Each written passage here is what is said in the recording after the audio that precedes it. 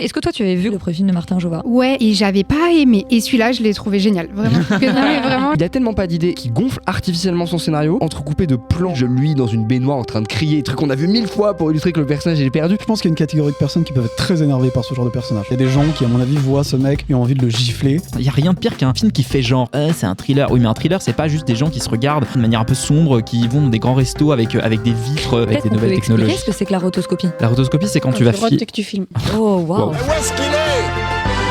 Mais où est-ce qu'il est, ce con de Perchman ? La perche est dans le cadre, c'est le podcast cinéma dans lequel on parle vite, mais on prend quand même le temps de débattre des films et séries qui font l'actualité. Chers adeptes, bienvenue dans la secte de la perche, où Pierre Ninet est le gourou de Yann Gozlan, où Richard Linklater, le maître spirituel du cinéma indépendant américain, se lance dans la course aux Oscars avec Blue Moon. L'occasion pour nous de se demander en focus du jour s'il est le plus classique des cinéastes expérimentaux ou le plus expérimental des cinéastes classiques, ou encore l'illuminé Martin Jova signe baise en ville dans lequel il se fait le prophète des zones périurbaines encore peu représentées dans le cinéma français. Et en fin d'émission, carte blanche à Manon, notre guide suprême à nous, qui prendra le temps de nous parler du rapport au temps de Jonas Trueba. Silence moteur, la perche est dans le cadre et on s'en fout, fait de la radio. Action. Et bonjour chers adeptes autour de la table. Salut Yuri. Bonjour être de lumière. Salut Rita, maître de l'invisible. Et de la scientologie. Félix, c'est quoi ton petit nom ? Je sais pas, moi je suis un homme simple. Le chat. Voilà, très bien. Oh. Laurent ? Je sais pas, moi, tu sais, j'aimerais bien Illuminati, avoir toi. Ouais, enfin, tu sais, un titre un peu comme les francs-maçons, genre grand, sublime Grand écossais. Tu vois, des trucs vraiment chelous, quoi. Et Manon, c'est les reptiliens. Les quoi ? Bonjour maître. Mais vous pouvez nous dire en commentaire de Quel genre de secte on Quel genre de secte on devrait être si on était une secte, ouais. Voilà. Et est-ce que vous la pas mal, rejoindriez ? C'est marrant parce qu'on a déjà posé cette question la semaine dernière. Genre, c'est quoi le nom du Boys Club du boys band. Et on a eu une Boys réponse band. en plus Ouais, dans le quelqu'un qui courrier avait des dit, auditeurs. Movie Et on- Lover. Movie Lover ? Voilà. C'est très joli. Est-ce qu'on va d'abord lancer quand même notre jingle du courrier des perchés ? Merveilleux jour que le dimanche. C'est pour moi le plus beau de la semaine. Pourquoi cela, Dudley ? Parce qu'il n'y a pas de courrier le dimanche. Et alors Félix, à part qu'on est des movie lovers, qu'est-ce qu'on a reçu comme courrier cette semaine ? On a reçu beaucoup de courriers, j'ai l'impression de dire ça chaque semaine. Arrêtez de nous écrire. Non, c'est pas vrai. Non, c'est super. continuez. Continuez à nous écrire, à nous suivre sur tous les réseaux, à vous abonner sur Spotify, YouTube, Deezer et TikTok, et ainsi que Instagram. Et vous pourrez nous laisser des petits commentaires, nous envoyer des messages et réagir à toutes les bêtises qu'on peut dire à cette antenne. Vu que maintenant on a une secte, si vous voulez nous envoyer tout votre argent, vous pouvez. Au cas où. On vous mettra le rib de l'eau. Donc la personne qui nous avait effectivement suggéré Movie Lover nous a aussi répondu sur ta carte blanche, Yuri. En disant que effectivement donc cette personne rejoint la carte blanche. Il dit que effectivement une majorité de gens découvrent le cinéma par les blockbusters. L'Empire contre-attaque pour sa part à 7 ans. Très belle entrée en matière. Et ouais, je suis assez d'accord. Et ensuite, il a trouvé Hamnet magnifique, mais une partie du public n'est pas réceptive à cette émotion et reste sur le bord de la route. Le match du Kremlin est trop maniéré et colle trop au livre pour être captivant. Et c'est vrai qu'il y a pas mal de personnes qui ont réagi sur ces deux films. Il y a l'éternelle Claudine qui aussi... qu'on embrasse et qu'on salue. Évidemment. Qui du coup nous répond parce que visiblement on s'est interrogé sur le rôle du personnage joué par Alicia Vikander, bien plus mis en avant dans le roman, que dans le roman visiblement. Olivia Sayas a dit dans une interview qu'elle représente la liberté, l'élan de liberté et de la jeunesse et la chute de l'URSS avant Poutine visiblement. Et après je m'arrête là parce que la suite du message je spoil, donc merci de ne pas spoiler dans les commentaires. Claudine. Ensuite on a une autre personne qui visiblement est français d'adoption tardive. Est-ce que vous pouvez pas faire un focus introduction ou réconciliation au cinéma français, les must-see, un de ces quatre, Just Saying, merci pour l'émission et bravo, effectivement c'est intéressant. On le fera quand je serai française. Voilà. Ouais, La semaine après que j'ai mes papiers, on fera ça. Donc rendez-vous dans genre 8 ans quand d'ici que la préfecture répond. Ok, parce que si on commence l'histoire du cinéma français au début, il y a beaucoup de films il y a très longtemps aussi. Ouais, Donc, non mais par contre je pense que c'est intéressant parce qu'on est quand même souvent à cracher sur le cinéma français alors à qu'il y a dire en tout cas être assez sévère avec certains films français qui sortent. Donc en effet je pense que ça peut être super de s'intéresser à cette question-là parce qu'en fait il y en a plein qu'on adore aussi et dont on parle mais qui sont pas forcément ceux qu'on va choisir de traiter dans l'émission. Et en plus, en lisant ce commentaire, moi j'ai commencé à faire l'exercice mental de me dire c'est quoi les films que je conseillerais, etc. Enfin, il y a clairement matière pour faire un super focus. Mais ça va être vaste. Hein. Ouais. Ouais. Bah peut-être que ce sera une émission spéciale, écoute, pour fêter les papiers de Rita.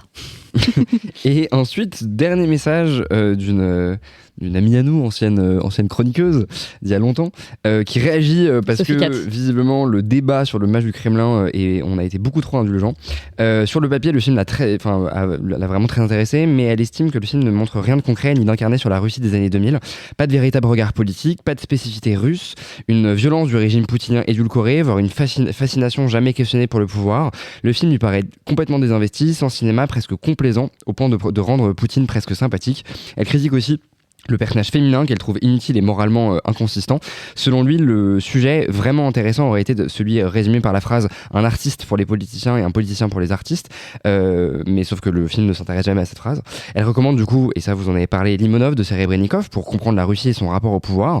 Et concernant Hamnet, elle est plutôt positive pour le coup malgré quelques réserves. Oui, c'est mélodramatique, appuyé et kitsch, mais le film l'a émue par sa simplicité et son émotion brute. Elle apprécie le jeu de miroir, la réinvention assumée d'un couple historique, l'approche métaphorique du deuil et de la création et le what-if permanent autour de Hamnet. En acceptant que tout soit du fantasme, elle pardonne les excès et y voit une sincérité désarmante portée par une actrice remarquable et deux scènes d'accouchement très marquantes. Un film ambivalent, paradoxalement très vivant, qu'elle trouve finalement attachant. Et je précise aussi parce que dans le message, elle recommandait aussi un article du Monde qui s'appelle les mésaventures lettonnes du match du Kremlin où l'histoire d'un tournage semé d'embûches. Et si vous avez envie de le lire, c'est assez intéressant sur les coulisses du film. Est-ce que tu veux lui répondre peut-être, Yuri ? Non, en vrai, je suis assez d'accord avec ce qu'elle dit sur le manque d'incarnation et le manque de... Mais je crois on l'a traité, on l'a dit, ce côté très déconnecté de la réalité, on va dire, de ce qu'était la Russie de l'époque, et que c'est plutôt une espèce de d'essai filmé sur la base d'un roman par ailleurs. Donc je trouve que d'ailleurs en fait le reproche qui est fait au film, et je vais peut-être revenir là-dessus, de dire qu'il est trop complaisant ou je ne sais quoi avec Poutine et de pas en fait présenter un point de vue moral acceptable sur la question, je trouve qu'on confond dans ce débat-là, et je dis c'est pas du tout ce que dit Sophie Catherine, c'est plutôt ce qu'on peut entendre dans d'autres médias, on confond la dramaturgie et la caractérisation du personnage de Paul Dano, qui est en fait un mec sans foi ni loi, qui ment et qui est un cynique complet. Et on confond du coup l'obligation dramaturgique d'en faire un personnage tel qu'il est présenté et une espèce d'obligation morale de présenter les faits de manière hyper neutre, et on va dire, pas neutre d'ailleurs, mais d'une certaine manière pour décrire, on va dire, l'histoire politique de la Russie. Et du coup, en fait, ces deux questions-là, elles sont toujours en conflit. Et donc, par conséquent, soit on accepte que c'est une fiction qui va romancer, qui va résumer, qui va simplifier, qui va en effet ne pas aller, on va dire, dans le fond des choses sur certains points, ou alors on n'en sort jamais. Enfin, c'est un dilemme qui est intéressant. Voilà. Surtout, je pense que ce que moi je comprends du film et ce que je vois dans le film, c'est le personnage joué par Paul Dano. Le film montre comment le personnage joué par Paul Dano et sa clique voient eux-mêmes leur position au sein du pouvoir russe et le pouvoir russe lui-même. Comment il veut se représenter. Comment lui il veut se voir comme tel. Donc c'est évidemment biaisé. C'est évidemment il y a toujours un contrepoint du personnage principal qui est Jeffrey Wright qui est toujours en train de rappeler les faits, entre guillemets. Qui fait la voix off. Qui le fait, et qui le fait toujours, mais qui le fait de manière peu véhémente, mais encore une fois parce que c'est sa position d'intervieweur. Enfin, on n'est pas dans une interview de journaliste où tu vois, il essaie de le faire parler, etc. Enfin, moi en fait, je comprends qu'on puisse être un peu choqué par ce qui est montré et que le fait qu'on n'interroge pas le pouvoir russe, etc. via le film. Je pense que c'est plutôt l'objectif, c'est de montrer comment les gens qui peuvent peut-être potentiellement encore faire partie du cercle autour de Poutine aujourd'hui se perçoivent comme russes veulent être perçus. Et donc, c'est intéressant de ce point de vue-là. Et écoute, Sophie Katz, si tu veux revenir débattre avec nous, il y a de la place sur le canapé. Et Yuri, c'est l'heure du box-office de la semaine ? Bon, là, c'est le calme plat, mais est-ce que ça peut pas quand même péter un de ces quatre, quoi ? Alors, ce petit box-office. Waouh, j'ai pas réussi à parler. C'est vraiment la phrase qui ne s'est pas terminée. Je sais pas, j'ai avalé mes mots. Eh ben écoute, la femme de ménage trône toujours en tête. Caracol, qui a bientôt passé les 4 millions d'entrées. Attention, il a 3,8 millions. Vraiment, c'est quand même un niveau de n'importe quoi. Suivi toujours par Avatar, qui est donc officiellement le plus gros succès sorti en 2025, même si on est encore on est en 2026. Et il est suivi par le Match du Kremlin, qui fait un score tout à fait honorable de 330 000 entrées sur sa première semaine. Ce qui fait que c'est quand même un film qui a attiré les curieux et peut-être pas les foules, mais en tout cas une certaine une certaine catégorie de public qui voulait peut-être en savoir un peu plus sur ce Jude Law blond qui chevauche des ours. C'est assez intéressant parce que je pense que c'est le plus gros succès public d'Assayas depuis assez longtemps, parce que ces derniers films ont été quand même un petit peu confidentiels. Hors du temps, là. Oui. Déjà, ce film ne devait pas sortir. Non, mais il est en tout cas, voilà. Succès, tu vois, il renoue. Je pense, oui, je pense que même Cuban Network n'avait pas très bien marché, donc il renoue quand même avec une forme de succès public et critique, parce que le film est quand même plutôt bien reçu, suivi toujours par l'affaire Bojarski qui continue une jolie trajectoire, qui arrive à 645 000 entrées, qui devrait assez aisément passer le million. Il se maintient malgré le très mauvais bouche à oreille. Moins 29%, donc oui, c'est quand même plutôt un bon bouche à oreille. Et Hamnet, 152 000 entrées pour sa première semaine, ce qui est vraiment bien, parce qu'il est sorti que sur 200 écrans et fait une moyenne de 712 spectateurs RIS par copie. Donc en fait, le film, là, pareil, trouve un public. Je pense qu'il a été assez bien marketé avec un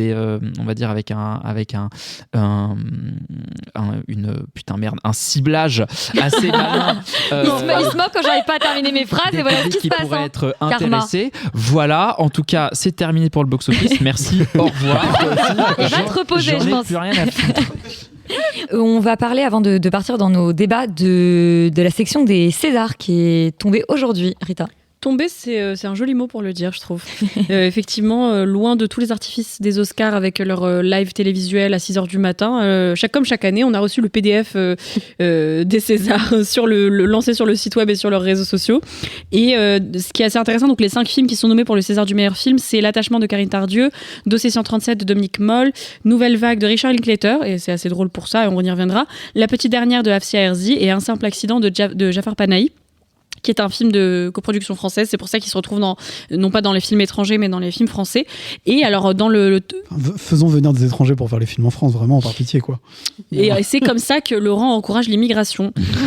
Au total, pour le grand remplacement du cinéma. Sur 110 nominations, il y en a 10 pour Nouvelle Vague. Et effectivement, c'est assez loufoque, parce que certes, c'est un film qui parle de la Nouvelle Vague, qui se passe en France avec des acteurs pour la plupart français, mais le réalisateur et les auteurs et la production majoritaire, j'ai envie de dire, est américaine, donc c'est assez non, c'est un film 100% français, c'est produit par ARP complètement, enfin je savais pas, de financement, etc. Mais par contre, effectivement, le réalisateur d'un point de vue des règles, c'est totalement compréhensible, mais d'un point de vue je trouve ça plus légitime, entre guillemets, toute proportion gardée, pour le film de Linklater, qui est en effet un film qui se passe en France, on va dire qu'un film initié par un réalisateur américain, mais il est vraiment venu voir des producteurs français, il a fait le parcours du CNC, blablabla. Oui, mais il a des auteurs américains, oui, d'accord, on prend les deux côtés du débat. En fait, c'est juste, pour moi, c'est surtout que c'est Linklater et que du coup, c'est assez, on a plein de films français dans une grosse diversité cette année qu'on aurait pu honorer.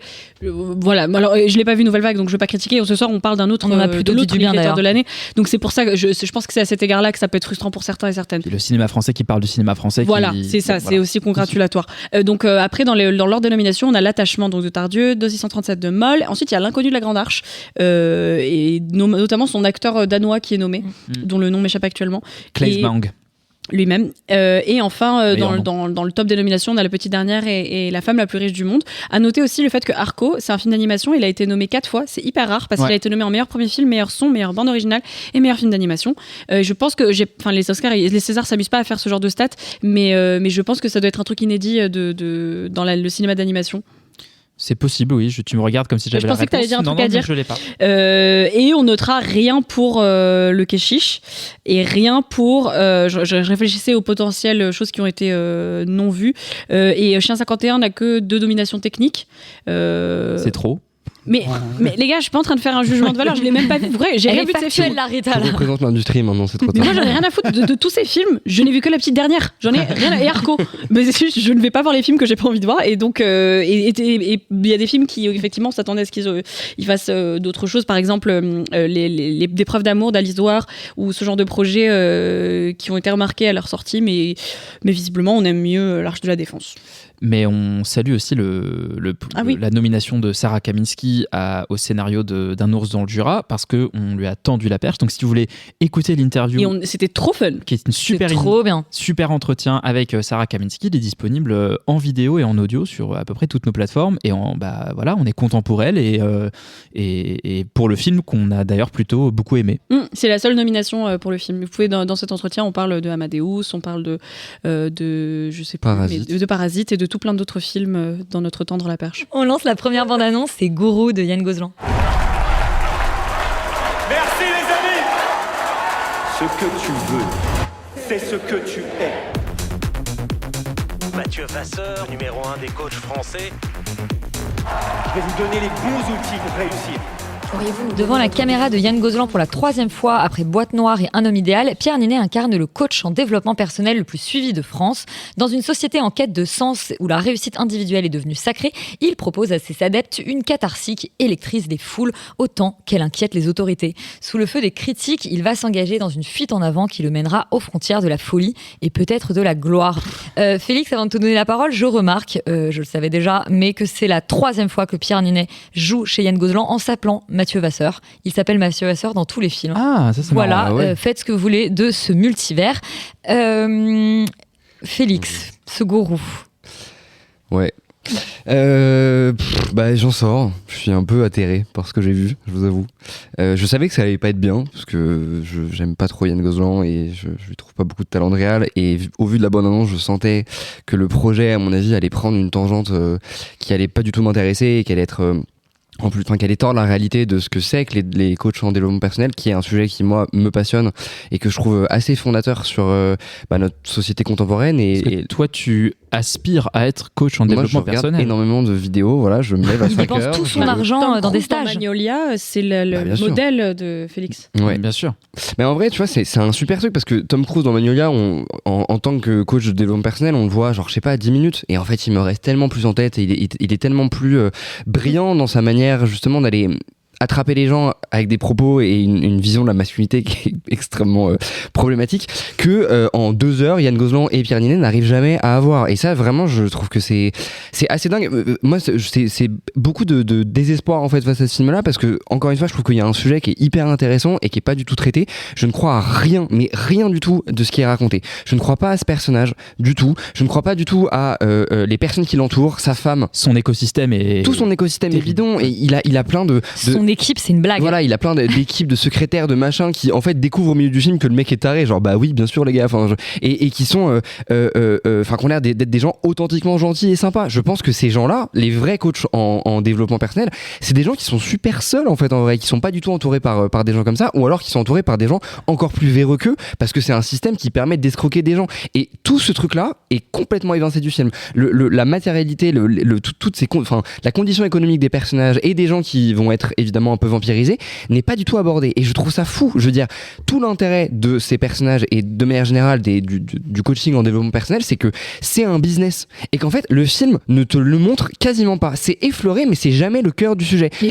Parce qu'il essaye pour le coup, le coach qui te présente est quelqu'un qui en fait croit, il est automatrixé, il croit à sa propre méthode comme certains gourous croient à leur propre croyance. Oui, sauf qu'en fait ce n'est pas des gourous ces gens-là, c'est des escrocs qui se revendiquent comme tels, ils le savent. Andrew Tate qui est genre un peu un des big boss du développement personnel, mais même les Alex Kitchen et tous ces mecs là français ou les je pensais à des Thierry Casasnovas où je pense qu'il est vraiment vous en connaissez beaucoup quand même mais parce que vraiment c'est un sujet qui m'intéresse beaucoup bien sûr et parce que c'est des discours qui sont pas du tout médiatisés et qu'il faut vraiment prendre avec beaucoup de considération à mon sens. Et d'ailleurs il y a une audience à l'Assemblée nationale ou au Sénat je sais plus avec justement quelques personnes qui étaient présentes, enfin des coachs très masculins de malin et en fait c'est pas du tout le personnage justement qui est mais c'est-à-dire que le point de départ est très bizarre parce qu'au début c'est gentil coach oui quoi. Oui. Il est vraiment persuadé que mais moi je suis un vrai gentil et puis je suis convoqué au Sénat mais c'est super, c'est une consécration pour ma carrière. Je sauve des gens et des machins. Enfin, en fait, c'est ridicule. Et c'est pareil, toutes ces personnes qui sont soi-disant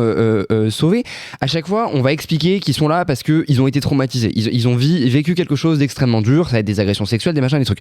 Je nie pas qu'il y a potentiellement des gens qui sont vraiment perdus et qui se tournent vers ce genre de pratique. Je pense que la majorité des gens, c'est encore une fois une situation économique. C'est des gens qui n'ont pas d'argent et qui ont l'impression que grâce à ce programme ou à cette personne, ils vont devenir un être humain meilleur, accéder à un statut social supérieur et avoir de l'argent. Et encore une fois, cette base-là fondamentale qu'aurait été le propos du film, en tout cas la structure à aller un tout petit peu analyser, c'est complètement, enfin ça disparaît au profit d'histoires familiales à la con, parce que en fait Pierre Niney il a des problèmes avec son frère et machin et trucs. Qu'est-ce qu'on s'en fout quoi. Et en fait c'est fou parce que il a tellement pas d'idées et il sait tellement pas s'emparer de son sujet qu'il gonfle artificiellement son scénario pour essayer de faire une intrigue soi-disant haletante entrecoupée de plans mais qui sont tellement cringe de lui dans une baignoire en train de crier, des trucs qu'on a vu 1000 fois pour illustrer que le personnage est perdu. Enfin juste c'est 0/20. Je trouve même ce film assez dégueulasse parce que au milieu du film il y a une séquence qui se passe sur le plateau d'Hanouna et enfin Hanouna tu peux très bien le faire jouer par quelqu'un d'autre, tu sais très bien qui c'est. Le mec littéralement est proche de tous les Trumpistes qui sont en fait dont se revendiquent justement les coachs en masculinité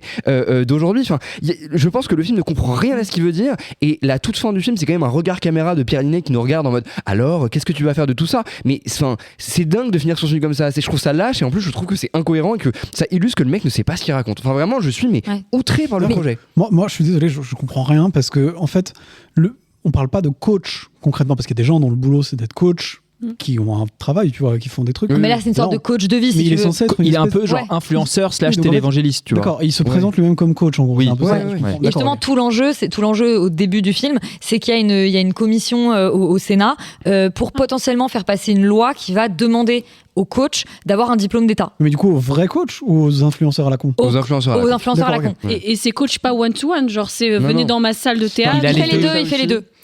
Du coup, c'est ça qui est. Il fait des séminaires, enfin bref, il fait plein de trucs quoi. Mais effectivement, et d'ailleurs, c'est pas très clair ce qu'il fait parce que tu dis coach sur la masculinité. En fait, il dit au départ que lui, justement, il fait pas ça. Mais c'est sûr que c'est pas. En fait, il est pas très caractérisé. Oui, à part que. Ouais. En fait, c'est un rise and fall alors que le film devrait commencer à la fin. Enfin, je veux dire, l'évolution de Pierre Niney, c'est genre, en gros, c'est censé être le plus gros coach de France. Et en fait, au fur et à mesure du film, on le transforme en coach de développement personnel. Enfin, il y a un truc super bizarre où, à mon sens, s'il voulait vraiment coller à la réalité, il aurait dû commencer avec un personnage vraiment détestable. Sauf que comme c'est Pierre Niney et soi-disant il veut jouer un méchant, mais en fait au fond il a pas trop envie de salir ce personnage, bah du coup ils font un truc, je trouve, qui moralement n'a pas de sens parce que du coup ce personnage n'existe pas en fait en vrai. Ça aurait été beaucoup plus intéressant de poser un vrai personnage horrible et potentiellement après d'aller l'explorer quoi. Et puis le parti pris, le postulat de se dire en fait ce mec là est aussi sous le joug de potentiellement des gourous américains, etc. Encore une fois ça je n'achète pas du tout à ce fonctionnement. Je pense que ces mecs là sont très lucides sur ce qu'ils font. Il faut arrêter justement de les prendre pour des gros gogoles qui sont en mode mais non moi je sauve vraiment des vies. Et évidemment qu'ils savent très bien qu'ils sont là pour l'argent et je trouve ça dingue de montrer en fait ces gens comme ça. Enfin je comprends pas l'intérêt. Yuri. Moi je l'ai vu ce matin à 9h donc j'ai eu le temps. Non, je l'ai vu à Nation. Merci. C'est super. Je vais faire un peu la promo du MK de Nation. On te doxe un peu pour voir dans quel coin de Paris t'habites. Ouais, mais en fait, non, mais en fait, pourquoi j'y vais? Parce qu'ils ont une formule petit-déj où tu peux. Ça, c'est les petits tips. Ça, c'est les petits tips de Yuri. Voilà, tu prends. On exclut pour les auditeurs. Voilà, la séance du matin au MK de Nation. Et ils ont pas des sièges qui s'allongent? Si. Tu peux être allongé devant. Tu vas pas au cinéma, avec des viennoiseries et une boisson chaude. C'est trop bien. Je savais pas. Ça, je sais pas, 4 balles, un truc comme ça. Enfin, c'est ok, tu vois, genre c'est un peu cher, mais bon, c'est. Non, 4 balles, café et croissant. Franchement, tu t'as ton petit déj. Je sais pas. Voilà, merci MK de Nation. J'espère que vous nous sponsoriserez. C'était la meilleure partie du film pour toi. Bah, en fait, oui. Mais revenons sur les croissants. Là. Est-ce qu'ils sont bien croustillants? Est-ce qu'ils croissantent comme il faut? C'est pas les meilleures viennoiseries que j'ai mangées de ma vie. Je vais pas te mentir, mais c'est pas mal. Tu viens de perdre ton partenariat avec MK de Nation. Bah non, je leur donne un conseil d'amélioration. Je suis coach de vie moi aussi maintenant. J'ai tout compris. Non. Moi j'ai essayé quand même de construire quand même un semblant de raisonnement autour de ce truc qui m'a quand même globalement outré, dont c'est agressivement pas bien.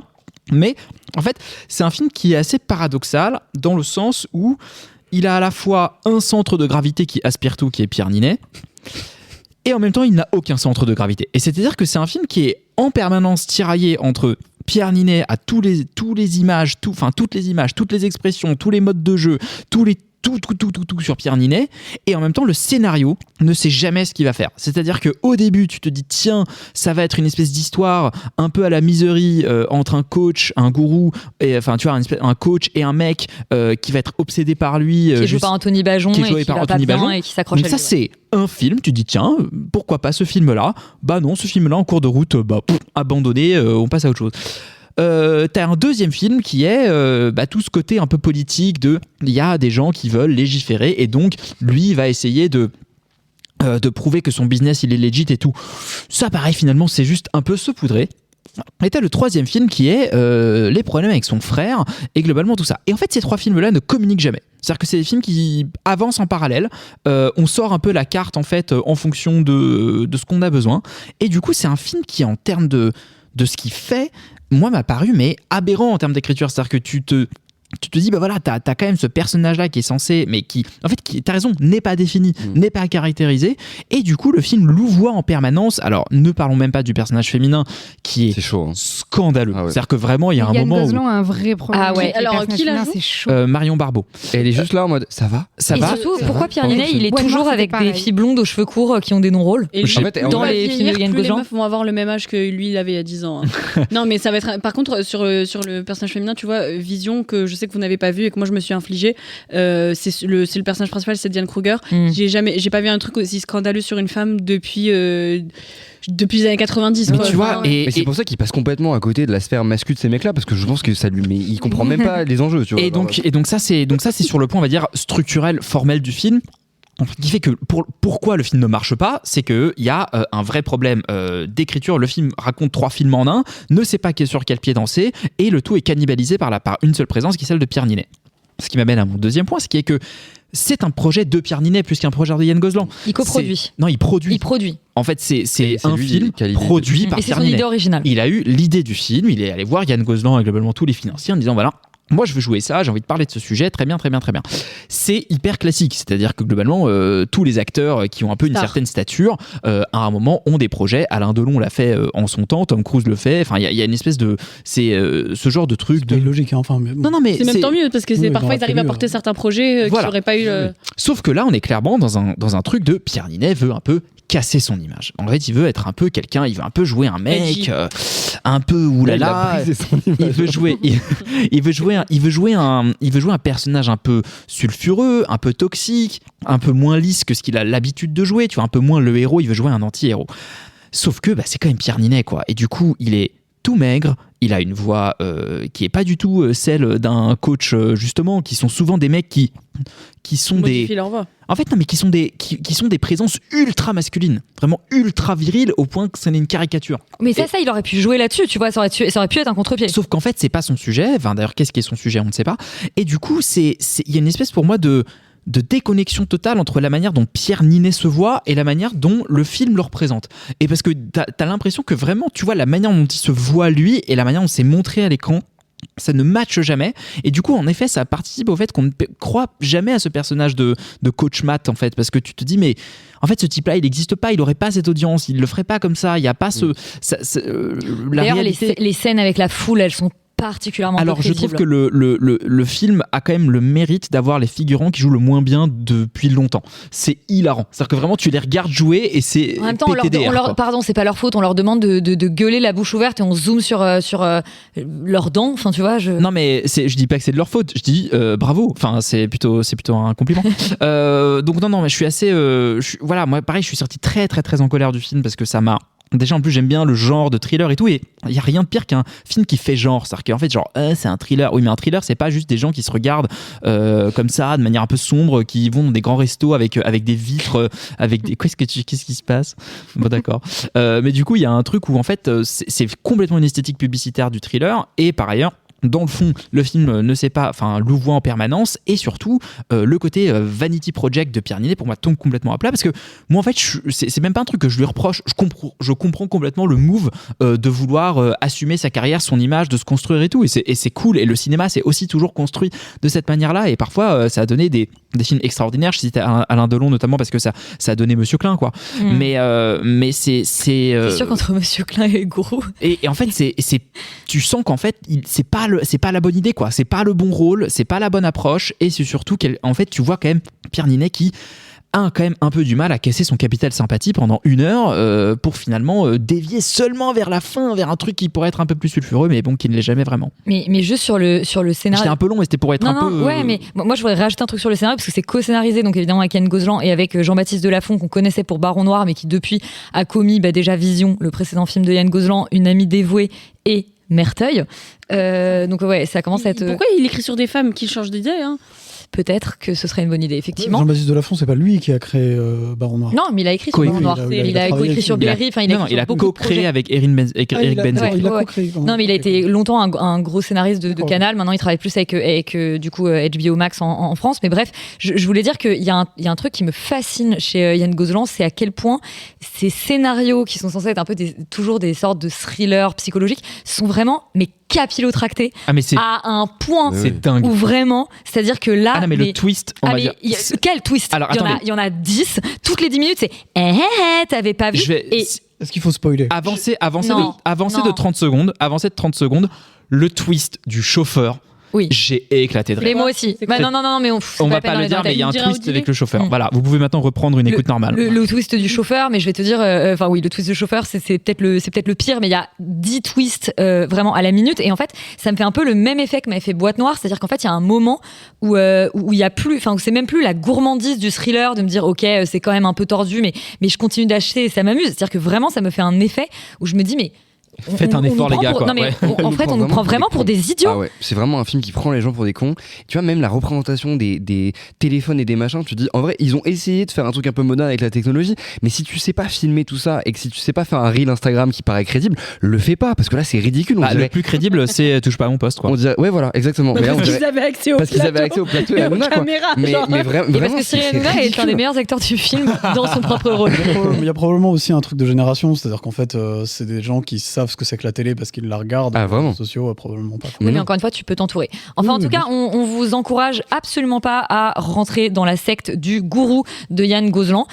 Fuyez, pauvre fou. Je pense qu'ils sont 2 et le deuxième, c'est Pierre Ninet. Hein. Il y a personne dans sa secte. Ah bah alors, excuse-moi, mais la salle était quand même vraiment très très pleine. Oui, mais pour Pierre Ninet, les deux autres films qu'il fait sans Pierre Ninet, ça bide. Hein. Et il y a personne qui va les voir. D'accord, mais quand il y a Pierre Ninet avec Yann Gozlan, ça donne une salle pleine. Et si on passait au film suivant? Mais je suis d'accord, on envoie tout de suite la bande-annonce de Blue Moon de Richard Linklater.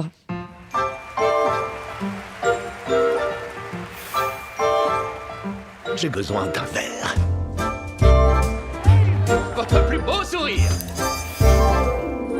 On a écrit ensemble pendant un quart de siècle. Et le premier spectacle... Alors, petite exception, on a décidé de vous parler de Blue Moon, qui est pourtant disponible seulement en VOD, mais parce qu'il est dans la course aux Oscars et qu'on avait envie aussi de faire un focus sur Richard Linklater.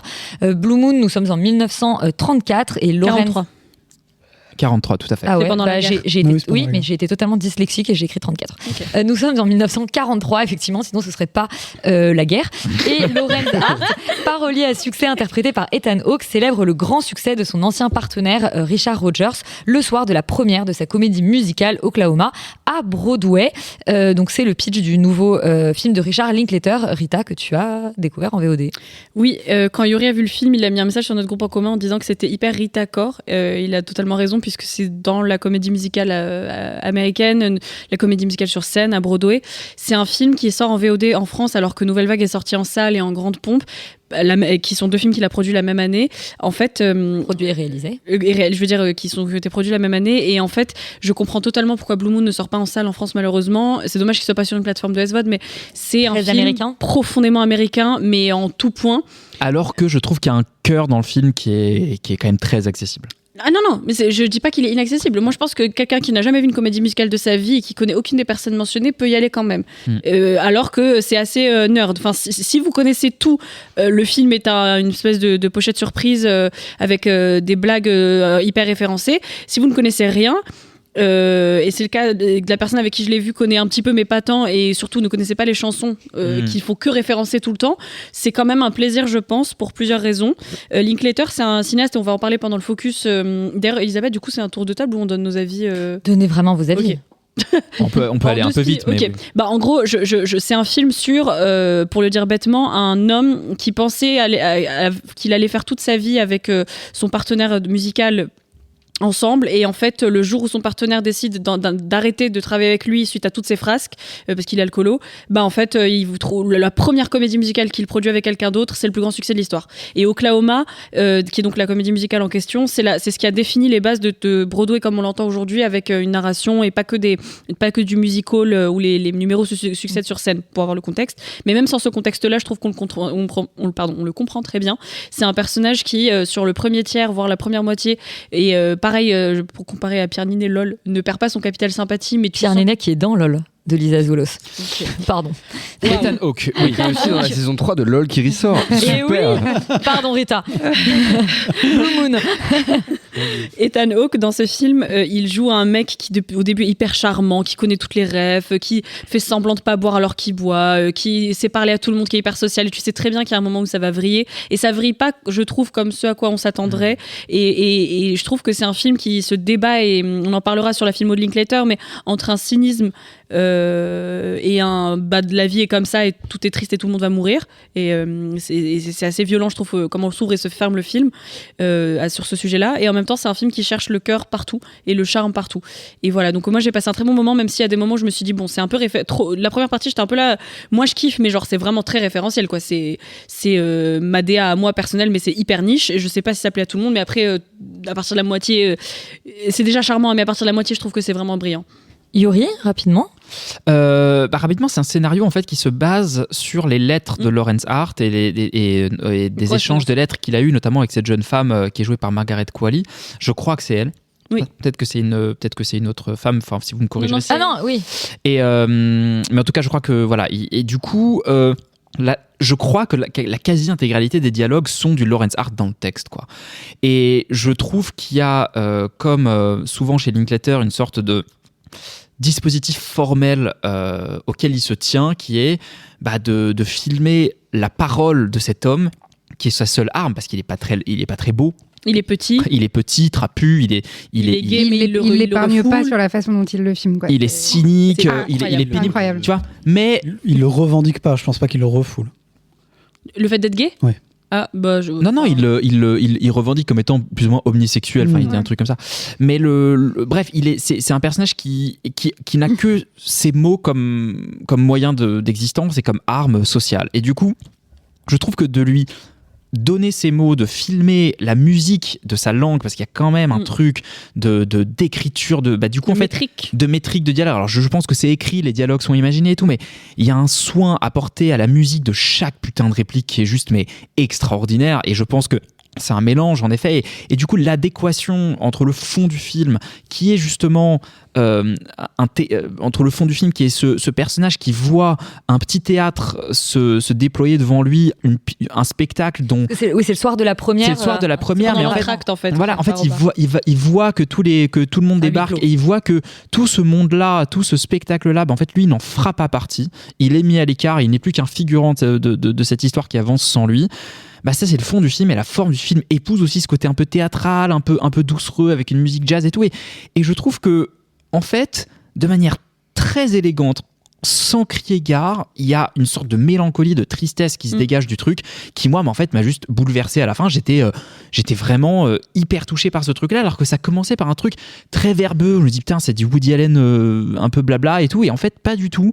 Je trouve qu'il arrive à raconter des choses sur la création, notamment sur le travail, sur qu'est-ce que, entre l'artisanat, le business. Le mec il dit ouais, mais en fait moi en fait faire toujours la même chose, son partenaire qui est joué par Andrew Scott, qui lui dit mais moi tu sais, faire toujours la même chose ça m'intéresse pas. Moi le truc dont je suis le plus fier, c'est le truc que tu es en train de dénigrer, c'est le truc commercial que tu trouves tout pourri. Moi c'est le truc dont je suis le plus fier, tu vas faire quoi? Et donc il y a un truc comme ça qui est tellement triste et violent, et je trouve que sous son couvert de films new-yorkais où les gens s'échangent des bons mots, c'est un film qui est très âpre, très violent et assez mélancolique et profond. Donc en fait pour moi c'était une excellente surprise, parce que je m'attendais pas à autant apprécier le film que ça. Laurent?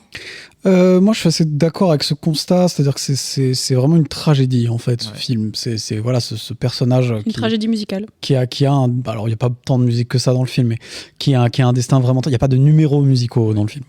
Donc c'est pas une comédie musicale, enfin, au sens, mais bref, mais il y a un côté vraiment un peu tragique dans ce type qui, au final, se rend compte qu'il est évincé. Et, c'est un film que je trouve très étrange, comme souvent en fait avec les films de Linklater, dont on va reparler, mais je pense que c'est le seul film que j'ai jamais vu de ma vie où je me suis dit que ce serait peut-être encore mieux si c'était une pièce de théâtre. Ce qui est super bizarre quand on y pense. Parce que je trouve que le film est très théâtral.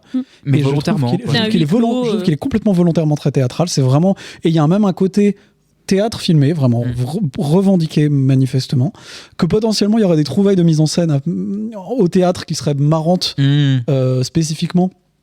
Et que du coup rendrait, je pense, la pièce presque encore mieux que le film. Mais je trouve que vraiment c'est un truc super huis clos, avec une unité de temps et de lieu, avec juste, en effet, un focus sur ce personnage qui est un personnage assez complexe et très touchant. Et Ethan Hawke qui le joue, mais admirablement bien. Ethan Hawke qui fait au début qui monologue presque, c'est-à-dire qu'il y a vraiment des moments où on se dit putain il en fait vraiment des caisses et tout. Lui il est super, ça cabotine un poil, mais bon c'est logique, je pense que c'est le personnage aussi qui veut ça. Et Andrew Scott est génial. Andrew Scott est vraiment génial dans un truc de retenue bien plus en fait que presque ce qu'on a l'habitude de le voir. Après moi j'adore Andrew Scott, mais bon.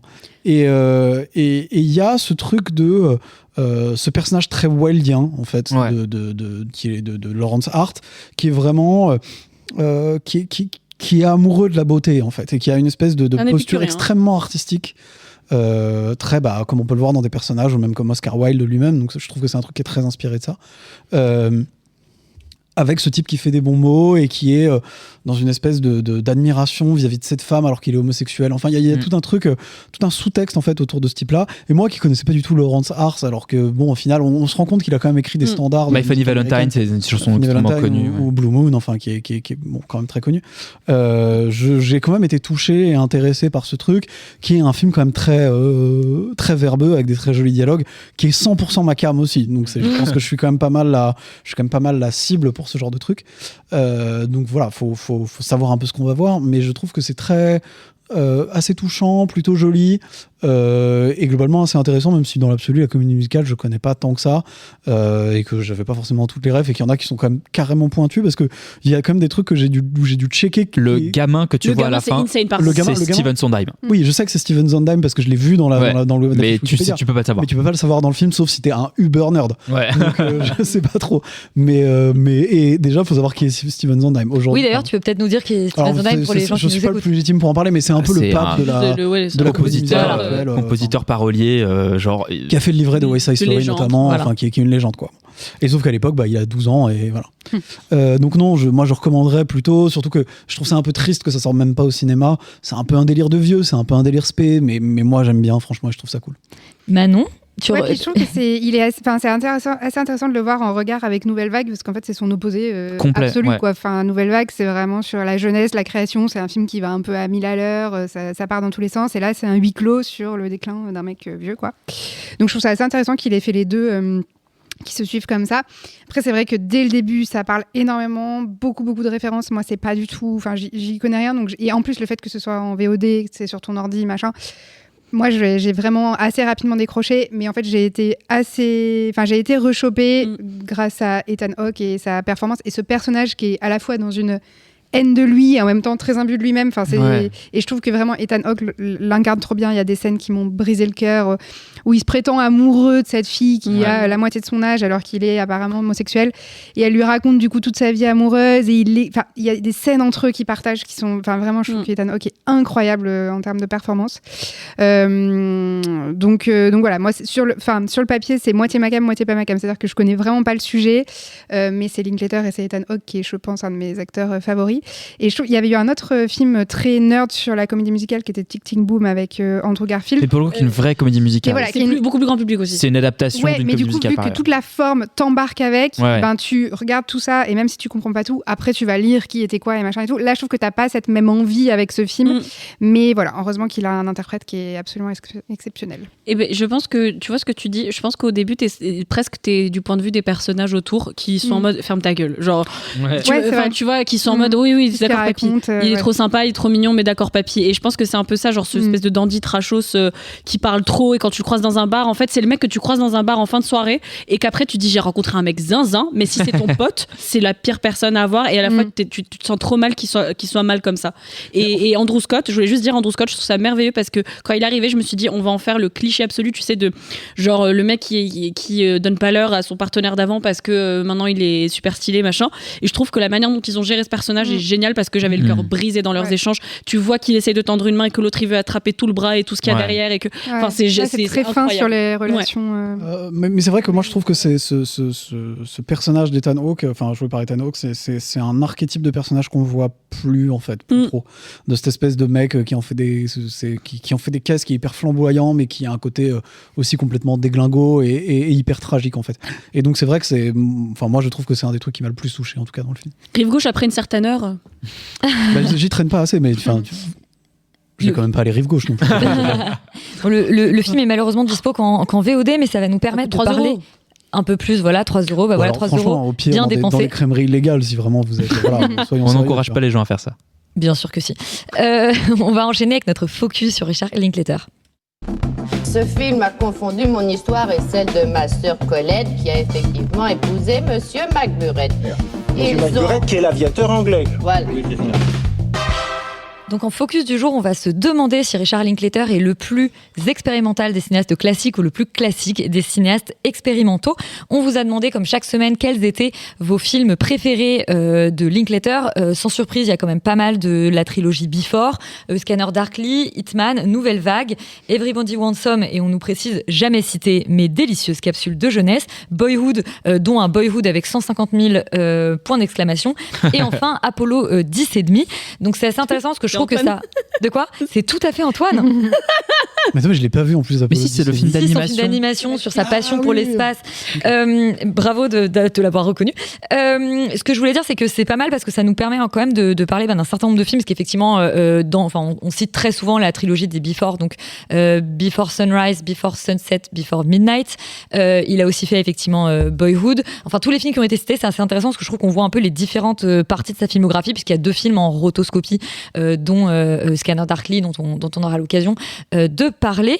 Pour commencer, peut-être Yuri, se demander qui est Richard Linklater et surtout quelle est sa place aujourd'hui dans le cinéma américain. Richard Linklater, c'est un cinéaste qui est né au Texas et qui a commencé sa carrière dans les années 80 en faisant vraiment du cinéma indé méga à l'arrache, et sa grande particularité dans les années 80, ça a été de filmer une sorte de jeunesse un peu en déshérence, mais avec une espèce de regard assez à la fois doux amer sur globalement l'adolescence et les jeunes adultes. Le film qui est le plus connu à ce titre, c'est Dazed and Confused, qui date de 93 quand même. Dazed and Confused, c'est pas 89 ? Non, 93. Ah bon, écoutez, dans ce cas-là, je dis n'importe quoi. Avant ça, il y a Slacker aussi.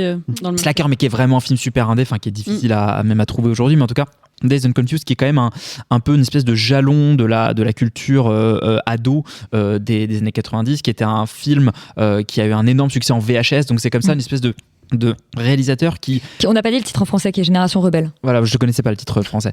Mais c'est vraiment... c'est un cinéaste qui s'est très vite attaché à filmer comme ça, d'abord des groupes de jeunes. Et d'ailleurs, c'est marrant qu'on retrouve ce trait-là dans Nouvelle Vague. C'est-à-dire que c'est vraiment ce qu'on appelle des hangout movies.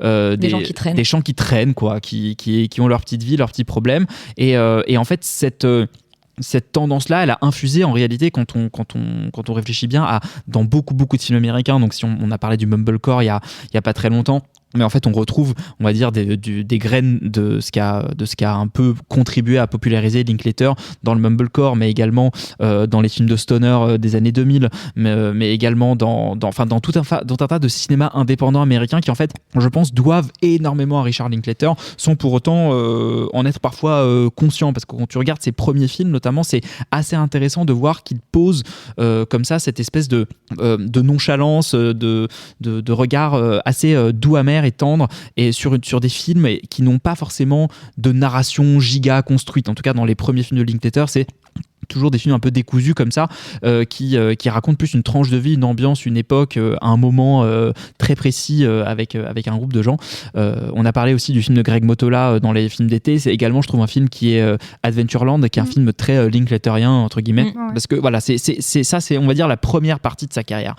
Et ensuite, à partir de la fin des années 90, il va s'intéresser beaucoup plus à filmer le temps qui passe au cinéma. C'est-à-dire que c'est quelqu'un qui, on va dire, de manière assez répétée, fait des incursions dans des expérimentations formelles de ce type-là. C'est la trilogie des Before où il va filmer les mêmes personnages tous les 9 ans. Donc ça a donné cette histoire. Et à chaque fois sur une temporalité très réduite. Voilà. C'est une nuit ou une journée, tous les 9 ans avec les deux mêmes personnages. Voilà, et on les retrouve. Ils sont encore Ethan Hawke d'ailleurs et Julie Delpy. Qui est un procédé, je pense qu'il doit également beaucoup à François Truffaut et à la série des Douanelles. En tout cas, je pense que c'est un peu sa version de la série des Douanelles.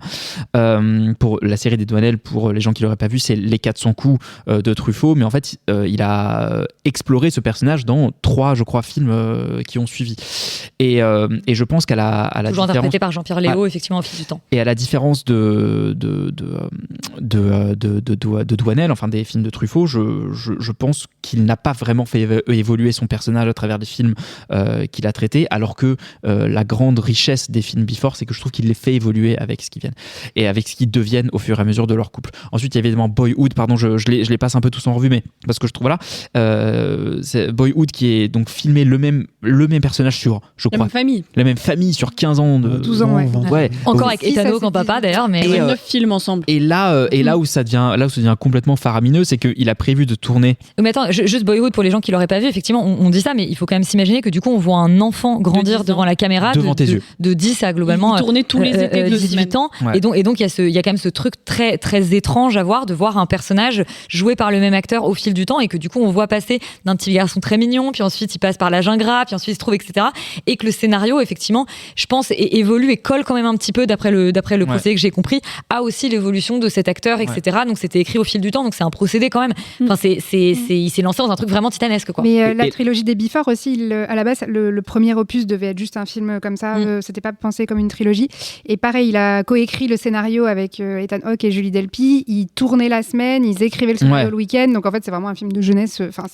Mais c'est là où on retrouve le côté très expérimental de son cinéma, alors que il a une approche assez classique, on va dire, formellement. C'est-à-dire que c'est quelqu'un c'est jamais quelqu'un qui est défini par des mouvements de caméra un peu absurdes, par des angles un peu chelous. On va y venir avec la rotoscopie. Avec la rotoscopie, on y viendra. Mais donc ça, c'est on va dire et là, il est en train de tourner une comédie musicale sur 40 ans. Presque ou 30 ans, puisqu'il s'agit de l'adaptation de Merrily We Roll Along avec un cast qui va du coup vieillir aussi devant sa caméra, Paul Mescal, ouais. Et qui est une adaptation de Stephen Sondheim dont on parlait tout à l'heure, qui va sortir en 2040. Oui. Mais juste je me dis toujours pour les acteurs qui s'engagent, parce que quand t'es enfant, je pense que tu te rends pas complètement compte, mais là Paul Mescal qui se dit ce film va me suivre, et en fait là pour le moment j'ai genre 30 ans, et en fait le film va sortir en 2040. Il y a un truc mais vertigineux. Sachant que la comédie musicale, c'est dans 14 ans. Ouais. Sachant que la comédie musicale sur 40 ans alors. Non, mais ça a commencé sur 25 ans. Mais bref, ça a commencé il y a 5 ans déjà. Mais en fait, sachant que la comédie musicale est racontée en ordre antéchronologique, c'est-à-dire que tu vas commencer par la fin et remonter. Enfin, je pense que ça va être. C'est une histoire d'amitié antéchronologique, et donc de Stephen Sondheim dont on parlait tout à l'heure. Et moi, je pense surtout d'un point de vue prod, tu vois, particulièrement aujourd'hui où tu t'engages au fait que tes acteurs, ils vont pas faire n'importe quoi, ils vont pas tuer quelqu'un, ils vont pas mourir. Parce que, et encore là, il parie sur Paul Mescal, je veux dire ça, mais quand il a parié sur le gamin de Boyhood, qui avait 6 ans, qu'est-ce qu'il va être à 18 ans? Bon, il a pas trop mal tourné, ça va, mais tu sais pas. Je pense qu'il y a aussi une forme de bande, pour revenir sur ce que tu disais aussi, Yuri. C'est quelqu'un qui travaille souvent avec les mêmes personnes. Et c'est un mec qui est énormément apprécié dans le milieu du cinéma, humainement, je veux dire. C'est quelqu'un qui tourne avec des gens qu'il respecte, qu'il admire et qu'il aime bien. Et donc, tu le sens, je trouve, à l'écran, et même juste dans le fait que ça fait 25 000 ans qu'il travaille ensemble avec Ethan Hawke. Il a bossé plein de fois avec Jack Black. Il est resté aussi au Texas. Il a jamais déménagé à Hollywood. Il tourne au Texas. Ethan Hawke, il vient aussi d'Austin, je crois. Et Glenn Powell, qui est un peu en train de devenir aussi son acteur favori, il l'a rencontré à Austin, au Texas. Il l'a révélé dans Everybody. Il l'a révélé, et voilà, il reste dans cette petite économie. Il a fondé un ciné-club à Austin il y a, je sais pas, des années, et c'est devenu, je crois, vraiment à moitié une école de ciné, enfin une institution de cinéma très très influente dans le cinéma qui se fait au Texas. Donc c'est vraiment un acteur local aussi. son état. Donc c'est quelqu'un qui a brassé énormément, enfin c'est difficile de tout décrire, mais il a fait également une comédie avec Jack Black qui s'appelle School of Rock, qui est Rock Academy, qui est un putain de film. Écrite par Mike White aussi. Écrite par Mike White. Alors qu'il écrit, oui, et c'est ça qui est assez amusant, c'est qu'en fait il écrit quand même la plupart de ses scénarios, mais il y a des incursions de gens très improbables. Qu'est-ce qu'il y a? De quoi Son Rock Academy à lui, c'est pas celle avec Jack Black. Si, c'est sûr que si, c'est School of Rock. C'est School of Rock. Bien sûr. Parce que moi je vois qu'il a fait un truc avec Jack Black et John Cusack, etc. Ouais. C'est vrai, oui, putain, c'est ça. Ouais, voilà. C'est super stylé. Qui est un super film. Qui est un grand public. Oui, c'est très très grand public. Il est fort pour trouver des acteurs aussi. Il y a Matthew McConaughey quand il était tout jeune, qui se retrouve dans son film de Stoner. Enfin, il est très fort pour réussir à révéler des acteurs.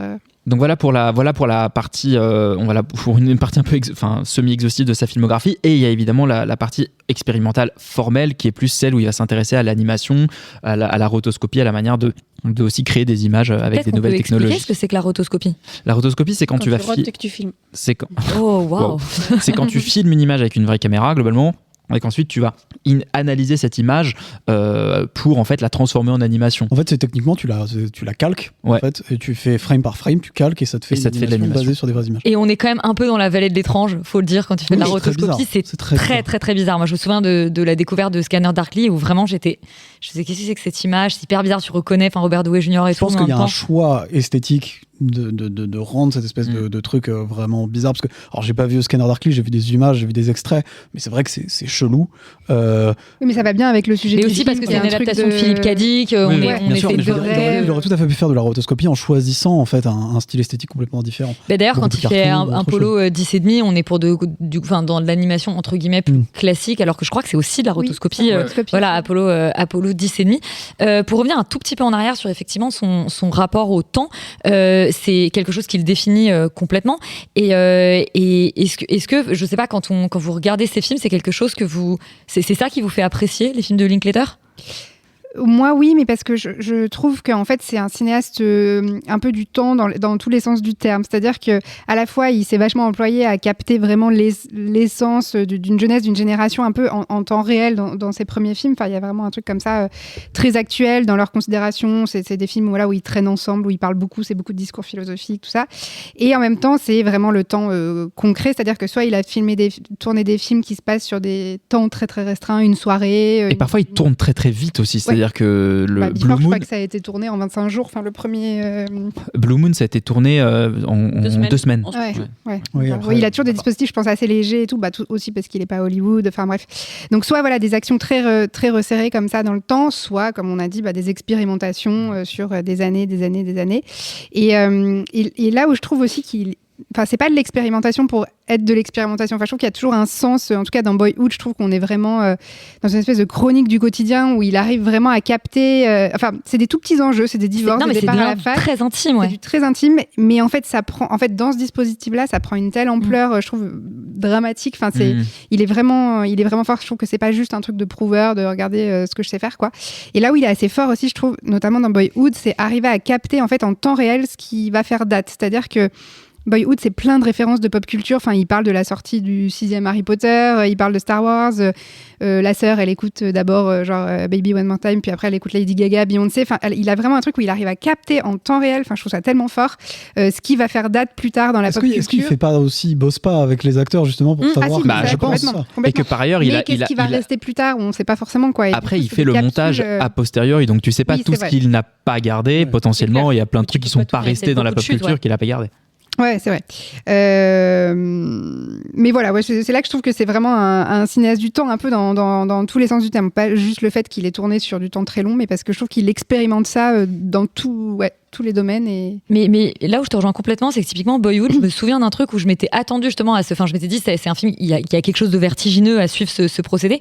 Et pour autant, on reste effectivement sur des tout petits enjeux. Et même à la fin, je me rappelle qu'il y a une phrase où il dit, où quand il est devenu ado, il dit, mais en fait, je m'attendais, il regarde, je crois qu'il veut faire de la photographie. À un moment donné, il révèle, du coup, c'est négatif pour en faire des vraies photos. Et il se dit, mais il a une espèce de phrase un peu générale où il se dit, mais en fait, je pensais qu'il y aurait plus. Et il y a un espèce de truc où tu restes finalement sur un truc très médiocre, mais au sens de vraiment de la normalité, de la banalité, etc. Et donc je trouve que cette espèce de paradoxe entre des dispositifs parfois vertigineux et la capacité à raconter le tout petit, qui est assez étonnante. Son plus gros drame, c'est que ses parents aient divorcé finalement. Enfin, c'est vraiment et il arrive à construire. Et en même temps, dans le film, il y a un truc où à la fois tu arrives à saisir au moment où ils divorcent à quel point c'est quelque chose quand même de douloureux, etc. Et en même temps, on suit le personnage des parents. Et moi, j'avoue que c'est ce qui m'a le plus plu dans le film, c'est les personnages des parents. Ouais, bien sûr. Patricia Arquette et Itano. Ouais, incroyable. exactement. Et sur sa veine plus expérimentale, est-ce que vous êtes aussi friand de ce cinéma-là? Formellement, en fait, je pense que ça rejoint un peu cette histoire du temps, parce que ce qu'il expérimente dans son cinéma, c'est plutôt dans la manière de raconter les histoires dans leur temporalité. Mais pour répondre à ta question juste avant sur ce qui est dans le cœur de son cinéma pour moi, c'est ce que je trouvais dans Blue Moon, c'est le combat constant entre le cynisme et la pas mièvrerie, mais enfin la sincérité. Et typiquement, le seul film de Linklater que j'ai vu et que je déteste, mais vraiment je l'ai trouvé horrible, c'est Bernie. Oui, Bernie, c'est ok. Moi, je l'ai pas vu, Bernie. Bernie, c'est avec Shirley MacLaine et Jack Black. Autant vous dire que moi, je suis partie pour un film et j'étais là, ok, trop bien, Linklater. Et j'ai cru que j'allais mourir, c'est hyper méchant. C'est d'une noirceur non, abyssale. vraiment, c'est atroce et personne n'est à sauver. Et à la fin, j'étais là, mais tout ça pour ça. Et je trouvais ça horrible. Et je me suis dit, mais ça doit être quelqu'un qui, dans sa manière de travailler, peut-être dans sa vie, après, je veux pas porter des intentions, mais il doit être dans un truc constant de est-ce que je laisse le bien ou le mal gagner, triompher. Et je trouve que dans ces films, justement, c'est toujours des considérations de vie humaine. Il a jamais fait un espèce de gros blockbuster ou un truc où les enjeux c'est la vie et la mort dans des choses comme ça. Même le Hitman, que j'ai pas vu. Alors, Hitman, c'est une comédie. Comédie romantique qu'il a foutu dans un film de genre. Mais Hitman, par exemple, les enjeux de vie et de mort, ils sont très gaguesques. Oui, d'accord. Et on est quand même dans des enjeux. Mais dans ce film-là, effectivement, il y a un moment où lui-même se bat entre le côté plus comédie romantique et le côté cynique de voilà ce que ce mec fait, tu vois. Hitman, qui du coup parle d'un mec qui se fait passer pour un tueur en série, un tueur à gage, pour en fait aider la police. Mais du coup, il y a une meuf qui tombe amoureuse de lui pensant que c'est un tueur à gage. Et donc, super setup pour une comédie romantique. Il a coécrit avec Glenn Powell, qui est le rôle principal. Et que t'adorerais, Laurent, ce film. Ouais, ça m'intrigue.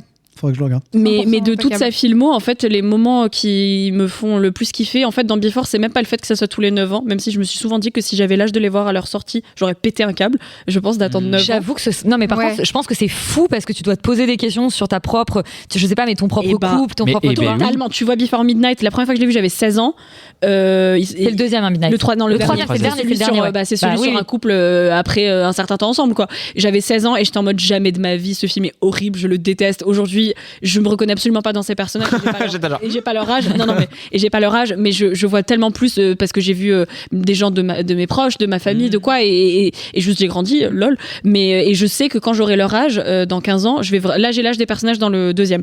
Et quand j'aurai leur âge dans 9 ans, du coup, j'ai hyper hâte de redécouvrir ce film et de grandir. Et j'ai envie de revoir Boyhood d'ailleurs maintenant. Attends, t'es sûr que t'as l'âge des personnages dans le deuxième? Ouais, ils ont 25 ans. Dans le deuxième? Ah non, t'as raison. Non, dans le premier. Pardon, parce que j'allais dire 23, 32, 41. Ce que j'allais dire, moi, je suis plutôt l'âge du coup dans le deuxième. Ouais. Et j'étais là, attends quoi? J'ai l'âge des personnages dans le troisième, et je comprends pas. Genre, on est quand même sur un couple de quarantenaires, enfin de quadras. Donc voilà, je trouve pour moi le cœur de ces films, c'est sa baston constante. Et dans Before Sunrise, c'est entre le premier et le dernier, tu sens qu'il est devenu plus cynique. Dans Boyhood, il navigue entre les deux. Dans Bernie, il a choisi le cynisme. Je trouve ça trop cool de pouvoir suivre ce film. En plus, il a fait plein de films. Enfin, il y en a une vingtaine, et je trouve que c'est trop bien de pouvoir le voir avancer là-dedans. Pardon. Non, mais c'est tout à fait. Mais j'avais fini aussi. Donc non, mais j'allais juste dire, si personne veut s'emparer de la partie sur la rotoscopie. T'avais posé la question sur les. Est-ce que ce qui nous attire dans son cinéma, c'est également l'expérimentation formelle? Et oui, parce que je la trouve toujours pas là où on l'attend. C'est-à-dire que globalement, Blue Moon, c'est pas un film où tu dis tiens, c'est un film expérimental dans sa forme. Au contraire, c'est un film qui est très classique. Très classique. Cependant, il a un défi de mise en scène, il a un défi d'écriture, il a un défi de faire exister tout ce petit monde dans un espace clos avec autant de textes, etc., etc. Donc en fait, il y a quand même une forme d'expérimentation parce que c'est pas un film si simple que ça, c'est pas un film si évident que ça. Et du coup, je trouve qu'il y a toujours chez lui, quand bien même il y a des films qui sont plus ou moins réussis, je trouve, une approche où tu dis le mec s'est cassé la tête à savoir comment on fait. Et notamment Nouvelle Vague, en fait c'est un film qui est marrant parce que c'est un film qui a complètement, on va dire, c'est un film qui a qu'est-ce que j'allais dire, une impasse un peu formel parce qu'il veut reconstituer la nouvelle vague tout en faisant en fait globalement du cinéma numérique. Enfin, il y a un truc qui est très bizarre, mais en même temps l'expérimentation elle est là, la recherche elle est là, et la manière de faire cohabiter à la fois on va dire l'illusion de en fait on a tourné dans le Paris des années 60 alors qu'il n'y a rien de plus mise en scène que ce film parce qu'il faut que tous les effets spéciaux marchent pour qu'on y croit. Et puis que juste c'est une reconstitution en fait, à partir de là on est dans des décors, des costumes. Mais je pense qu'il fait ça en étant conscient du tiraillement de ce truc là, et je pense qu'il fait ça en se posant la question justement de l'esthétique de ce qu'il fait, et du coup ça rend ces films toujours intéressants, même ceux qui sont entre guillemets les plus lisses en apparence. Moi je trouve que c'est son côté expérimental, je trouve que c'est vraiment un réalisateur très paradoxal. Que son côté expérimental, où en effet il est parfois même là où on ne s'attend pas, je trouve que c'est un des seuls réalisateurs qui soit aussi expérimental et aussi peu prouveur. C'est-à-dire qu'en fait on sent qu'il a vraiment envie de... Contrairement à Soderbergh qui parfois peut être un peu plus prouveur. Doucement avec Soderbergh. Je trouve qu'ils sont graves à mettre ensemble. D'ailleurs, ils font partie de la même génération. Ils font tous les deux un film tous les 1 ou 2 ans. Ils sont tous les deux trop mignons. Je dis pas de mal de Soderbergh, je l'adore, c'est un réalisateur. Venez au podcast. Mais je vois où tu veux en venir, et je pense que c'est pas faux. C'est-à-dire qu'il cherche toujours des enjeux beaucoup plus personnels, beaucoup plus simples, avec des petites histoires, en fait, souvent Linklater, mais toujours avec une petite veine expérimentale, sans l'air d'y toucher. Et je trouve que c'est une manière de faire les choses qui est assez unique, enfin très personnel et assez cool en fait. C'est-à-dire qu'il y a un truc de coolitude presque derrière ça. Même si ce que je trouve aussi paradoxal, et ça revient en fait avec le premier point, c'est que c'est souvent mis au service de la nostalgie. C'est quand même un réalisateur qui est quand même très très intéressé. Et quand il travaille le temps en même temps. Nostalgie, bien sûr.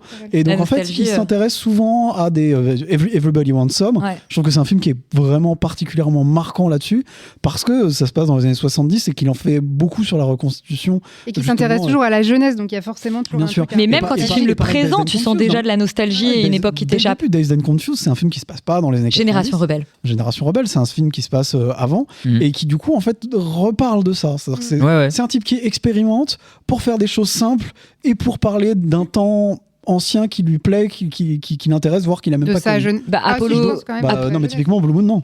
Ah oui. Enfin, il était pas mais Apollo 10 et demi, c'est d'ailleurs c'est à la fois évidemment le programme sur la Lune, mais c'est beaucoup son enfance à lui, ses souvenirs à lui, etc. Donc c'est un truc, c'est un truc qui est quand même très spécial, très particulier, très expérimental en réalité, je trouve, et qu'il l'assume complètement, mais en même temps avec une vision qu'il a du monde hyper spé et ouais, nostalgique quoi. Alors du coup, il est plus classique ou expérimental ? Eh ben c'est ça le truc. Tu veux dire qu'on n'arrivera pas à trancher la problématique ? Pour moi, il est foncièrement, fondamentalement les deux. Moi, je pense que la réponse à la question, c'est Richard Linklater est cool. Et ben ça me va comme réponse. Est-ce qu'on clôt comme d'habitude ce focus en conseillant un film de Richard Linklater? Félix, est-ce que justement, je te pose la question, tu connais moins bien le film de Richard Linklater? Le seul film que j'ai vu, c'est Nouvelle Vague. T'as pas vu Boyhood? Non. Ah, je pensais que tu l'avais vu. Non, j'ai vu aucun film. Et t'as aimé Nouvelle Vague? Il y en a plein que t'aimes. Mais il y en a plein que t'aimerais, ouais. Mais je n'en doute pas, j'ai juste pas. Tu vas faire le tes temps devoirs, n'est pas Félix. infini, mais oui, je vais lui manger. Rita? Je pense que malgré tout, Before Sunset, parce que sinon je serais pas devant vous. Ce film qui m'a fait déménager à Paris, donc. Oh wow. I know. Et là, moi, je crois que je préfère Before Sunrise. Non, c'est un meilleur film, Before Sunrise. Ouais. Je suis d'accord avec toi, mais Before Sunset, c'est trop dans mon cœur pour plein de raisons. Manon? J'ai pas envie de conseiller Boyhood parce que je pense que les gens qui s'intéressent à Linklater l'ont forcément vu, mais moi j'aime beaucoup Dazed and Confused aussi. Génération Rebelle. Génération Rebelle, ouais. Donc ce serait entre ces deux. Je trouve que ça caractérise bien le cinéma de Linklater, les deux. Et j'allais un peu le citer pour la légende quand même, parce que c'est vrai que Dazed and Confused, c'est peut-être le plus cool et le plus marquant. Oui, Génération Rebelle, ça va, le titre français est à chier. On l'a tous connu en Dazed and Confused parce que personne l'a vu au cinéma à l'époque. C'est vrai. Voilà. Et donc je dirais peut-être Everybody Wants Some qui s'en rapproche en fait pas mal. Ou alors, Boyhood comme tu l'as dit quoi. Enfin, c'est peut-être un peu le. Et trop School of Rock quand même sinon. Ouais. Ah oui, grave. Et du School of Rock que je conseille premier degré quoi, parce que c'est. Et du coup, vous avez conseillé aucun des films en rotoscopie alors que perso. C'est un peu bizarre. Moi, je les aime bien. Moi, je les aime bien. De quoi? Tu peux citer le Scanner Darkly. Ouais, ou Apollo 10 et demi. Voilà. C'était chou, ça. C'était un film Covid vraiment. Ouais, c'était très mignon. Scanner Darkly, c'est un peu plus chelou, mais c'est vrai que ça m'a vachement marqué quand je l'ai vu quand j'étais ado. Moi, je peux pas le conseiller parce que je l'ai pas vu. Ouais, mais ça t'a jamais arrêté avant. Si, non, parce que j'ai de l'éthique, madame. Peut-être commencer par Apollo 10,5 si le procédé vous questionne un petit peu, parce que c'est vrai que Scanner Darkly, il y a un truc un peu vraiment de vallée de l'étrange. Étrange. En fait, pour moi, l'histoire est incompréhensible. C'est un film cauchemar. C'est du Kadik et tout. C'est très chelou, mais moi, j'en ai plutôt un bon souvenir. Donc voilà, mais commencez peut-être par les films de mes camarades qui sont probablement plus abordables pour commencer le cinéma de Richard Linklater. Et sans transition, on va parler de Baise en ville de Martin Jova. Notre Linklater à nous. J'ai trouvé un taf cette nuit. Bah bravo. Bah c'est super, le travail c'est super. Quand je suis arrivée sur Paris, j'habitais Mantes-la-Jolie. À chaque fois, je ratais le dernier train. Et un jour, je me suis acheté ce petit Baise en ville. Et tous les jeudis, j'allais dans un bar et j'essayais de faire des rencontres. Et puis je m'arrangeais. Quand sa mère menace de le virer du pavillon familial s'il ne bouge pas ses fesses, Sprite. On le prononce comme ça. D'un coup, je me suis dit, ouais, Sprite, on est d'accord. Comme le soda. Ouais, comme le soda. Se retrouve coincé dans un paradoxe. Il doit passer son permis pour trouver un taf, mais il a besoin d'un taf pour payer son permis. Heureusement, Marie-Charlotte, sa monitrice d'auto-école, est prête à tout pour l'aider, même à lui prêter son baise en ville. Mais c'est quoi, au fait, un baise en ville, nous demande le pitch Allociné. Alors, on avait déjà parlé du film à Cannes, dont on avait d'ailleurs plutôt dit du bien. C'est le deuxième film de Martin Jova. Après, j'ai un trou sur son... Grand Paris. Le titre de son premier film, c'est un réalisateur assez jeune, il a 30 ans. Ouais. Manon, déjà, c'est quoi un baise en ville, peut-être pour expliquer à nos perchés qui n'auraient pas encore vu le film et pour les perchés de moins de 50 ans aussi, oui, clairement. Moi, je ne savais pas ce que c'était avant d'entendre parler. Un baise en ville, c'est un petit sac dans lequel tu peux mettre tout ton petit nécessaire si tu ne dors pas chez toi. Et donc, dans le film, c'est un espèce de symbole de la vie des gens qui habitent en lointaine banlieue parisienne, qui sont toujours dans des galères de transport et toute leur vie tourne autour d'essayer de choper les RER et les trains. Et donc de pouvoir dormir sur place, voilà. En cas de galère. Est-ce que toi tu avais vu Grand Paris, le premier film de Martin Jova ? Ouais, et j'avais pas aimé du tout. Et celui-là, je l'ai trouvé génial. Vraiment, hyper bonne surprise. Alors que pourtant, il y a énormément de choses en commun, je pense. Voilà, il traite de ce grand Paris, cette banlieue. Il vient de Chelles, Martin Jova. Il vient de Chelles. Le film se passe là, à Chelles. Et ouais, je trouve que c'est vraiment un super film parce que, en fait, je le trouve hyper politique, mais de façon tellement simple et bien amenée. Enfin, c'est vraiment, en fait, l'enjeu numéro 1 de ces très très très nombreuses personnes qui habitent donc en banlieue parisienne et comment tout tourne autour de la question des transports. Et donc il le dit bien, lui, il est dans ce paradoxe de pour taffer il me faut un permis ou sinon c'est les transports en commun et voilà, tout est autour de ça. Il met des alarmes en permanence pour choper les bons trucs pour aller au taf parce qu'il trouve un petit taf de nettoyeur de soirée. Et en fait, je trouve ça super bien. Tu passes après les soirées pour nettoyer la maison. Ouais. Et je trouve ça vraiment, je sais pas, je trouve ça vraiment bien vu. Enfin, je trouve que ça raconte quelque chose de très vrai. Et puis même, il y a toute une galerie de personnages, je trouve, qui existent tous très bien. Et dedans, t'en as, voilà, où c'est vraiment le truc de la débrouille, où elles sont moitié monitrices d'auto-école, moitié elles livrent des colis. Voilà, je l'imagine pour pouvoir finir les fins de mois. Et donc, je trouve vraiment que c'est un film qui est hyper pertinent sociologiquement, quoi, dans ce qu'il raconte, tout en étant une comédie drôle. J'ai beaucoup été touchée aussi par les relations entre les personnages. Il y a un truc très beau entre tout le monde, c'est-à-dire qu'on parle d'un mec de 25 ans qui est un peu un loser, qui retourne chez ses parents et ses parents sont quand même un peu inquiets pour lui, un peu saoulés, mais ses parents sont pas des vieux cons. Enfin, il y a vraiment des belles relations entre eux. Le pire que sa mère lui fait, c'est qu'elle lui supprime la bonde de la baignoire parce qu'il passe trop de temps à prendre des bains. Et pareil, je trouve que la relation avec sa monitrice d'auto-école... c'est pas Tanguy. C'est pas Tanguy, en fait, il revient après une rupture et voilà. Non, mais je veux dire dans le sens la violence des parents qui fait mettre l'enfant dehors, quoi. Pas du tout. Et même toutes ses relations avec les adultes, genre sa monitrice d'auto-école, on l'a décrit d'emblée comme une meuf un peu intense, un peu zinzin. Elle joue par Emmanuel Berco. Et en fait, très vite, leur relation est hyper jolie parce qu'elle devient un peu son espèce de coach de vie parce que c'est un mec qui est un peu, voilà, qui a un peu des difficultés sociales, amoureuses. Moi, j'aurais bien aimé voir Emmanuel Berco dans Gourou. Je pense que je trouve que le personnage d'Emmanuel Berco, il ressemble un peu à son personnage dans le film sur les JO là avec Benjamin Voisin. Mais là, je le trouve plus.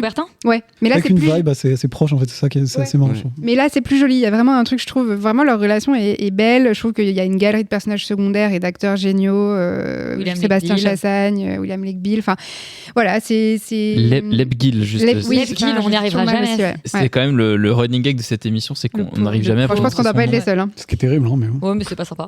Ouais, parce qu'il mérite qu'on prononce bien son nom, mais parce que vous savez quoi, c'est raciste. Probablement, oui, ça certainement. En plus. Félix, il a dit ça comme s'il était hyper sérieux, genre merde. Donc ouais, je trouve que c'est vraiment un film d'arriver à garder tout ce rythme et à réussir à doser son scénario entre un côté un peu zinzin, coloré, complètement loufoque, et en même temps des vraies questions et des vrais enjeux, et de tenir 1h40 sur va-t-il réussir à avoir ses RER et comment il va faire pour se déplacer en trottinette, en voiture, en machin. Enfin, je trouve ça vraiment, vraiment réussi et vraiment fort. Laurent ? Moi aussi, j'étais plutôt conquis par ce film que j'ai vu. Ça te fait rire, Rita, qu'il soit conquis par le film ? Moi aussi. Allez. C'est tenté. Pourquoi pas ? C'est sûr, c'est toi qui prends, Laurent. Non, mais parce qu'en fait, je m'attendais pas à ça. Toi, le Bézanville, c'est plutôt ta génération. oui, mais ça, c'est pour les gens qui habitaient en banlieue, oui. Non, mais je sais pas. Pas de rive gauche, pas de banlieue. Plus que ça. Mais, vous avez un portrait du type, hein. Du coup, non. Plus sérieusement, non, je ne suis pas vieux à ce point quand même. Et mais je trouve que c'est un film assez nouveau en fait, bizarrement. C'est-à-dire que dans le fond, ça paraît être un film assez simple, mais dans l'absolu, même esthétiquement, c'est un film qui est très cartoonesque, où en fait, il y a un vrai travail sur les effets de son, où en gros, on a l'impression d'être dans un cartoon des années 70 ou voilà. Et ça, je trouve que ça donne en fait une ambiance de film qui est assez marrante. Ça m'a fait penser à Parker Lewis ne perd jamais, une série télé des années 90 dont je reparlerai peut-être un jour, qui est super bien. Mais qui est surtout une adaptation plus ou moins de... En fait, qui est plus ou moins une adaptation de Ferris Bueller, bref, une fausse adaptation de Ferris Bueller. Je parlerai de tout ça aussi peut-être un jour. Ce serait une bonne idée. Bref, et donc qui a ce délire-là en fait très cartoonesque qu'on voit pas souvent, avec des couleurs un peu flashy, un peu fluo et tout, qui rentre dans un truc un peu old school mais que je trouve quand même assez marrant et assez fin quand même, pas hyper gros sabot. Et ça raconte une histoire un peu étrange de cette situation complètement inextricable, de ce type vraiment complètement paumé. C'est un quasi stoner movie en fait, c'est-à-dire que lui il fume pas de drogue, mais il agit quasiment comme s'il était un peu défoncé. D'ailleurs, sa monitrice d'auto-école est toujours persuadée qu'il est défoncé, alors que pas du tout. Il fracasse H24 parce qu'il a la ramasse, et donc ça lui donne un côté vraiment assez touchant. Et en fait, plus on avance dans le film, plus le film va être plus triste que vraiment drôle, et donc ça amène voilà, un portrait de ce personnage qui est joué par Martin Jova vachement bien d'ailleurs. Lui-même, ouais. Assez réussi, assez touchant. Le seul problème que moi j'ai avec ça, c'est que je trouve que le film il manque un tout petit peu d'intrigue pour vraiment réussir à te choper, pour que ce soit un tout petit peu plus digeste. C'est assez court, hein, ça dure 1h35 je crois. Il y a vraiment des moments marrants. C'est un film qui est joli et qui est agréable et qui est franchement sympa à voir, avec encore une fois voilà, un petit parti pris esthétique auquel je ne m'attendais pas. Donc ça donne un truc que je trouve franchement sympathique, mais donc faut pas non plus trop taper dessus. Mais c'est vrai que voilà, il y a quand même un petit moment où on a un peu envie de se dire le film tient sur rien. Oui, parce qu'en fait il y a presque rien. C'est un tout petit peu dommage, j'aurais peut-être aimé un tout petit peu plus de trucs. Mais franchement, je trouve que dans le cinéma français, c'est frais, tu vois, même si j'aime pas trop ce terme parce que je le trouve bidon, mais je trouve que dans l'absolu, c'est assez nouveau et bienvenu. Et assez joli et plutôt bien fait. Donc il faut plutôt encourager ça. Félix, toi tu as aussi vu Grand Paris ? Moi j'ai vu le court-métrage. Ah, tu as vu le court-métrage qui est devenu Grand Paris. Mais qui est un espèce de segment de son nom, je crois. Mais Grand Paris qu'il a fait complètement à l'arrache. Oui, oui. C'est pour ça que j'ai pas vu. Donc je pense que j'ai vu juste un bout en fait de Grand Paris et pas la suite quoi. Mais non, je l'avais raté à l'époque. Je l'ai pas rattrapé. Du coup j'y suis allé parce que moi je l'ai vu à Cannes. Du coup donc il y a pas mal de temps. J'ai eu le temps de décanter un peu le film. Je suis complètement d'accord avec vous en vrai et un peu avec toi notamment sur le côté un petit peu de manque d'intrigue qui fait que le film est peut-être un peu moins impactant qu'il pourrait l'être. Mais en même temps, tu vois, il vieillit très très bien dans ma mémoire. Franchement, j'ai souvenir d'un film qui m'a quand même fait vraiment rire. J'avais très peur de Martin Jova en me disant putain, il va être insupportable. En plus, il joue le rôle principal et tout. Est-ce qu'il n'y a pas un côté un peu égo, piège, et en fait, ça peut faire peur. Il démystifie directement son perso. Il se ridiculise, mais juste ce qu'il faut. Il en fait jamais des caisses. Moi, je pense qu'il y a une catégorie de personnes qui peuvent être très énervées par ce genre de personnage. Ouais. Tu vois, il y a des gens qui, à mon avis, voient ce mec et ont envie de le gifler. Et donc, du coup, je pense que le film est difficile. Mais comme le film, c'est difficile. Mais comme le film en est conscient. Or, toi, c'est tes potes, Laurent. Donc moi, c'est peut-être moi. C'est toi il y a quelques années.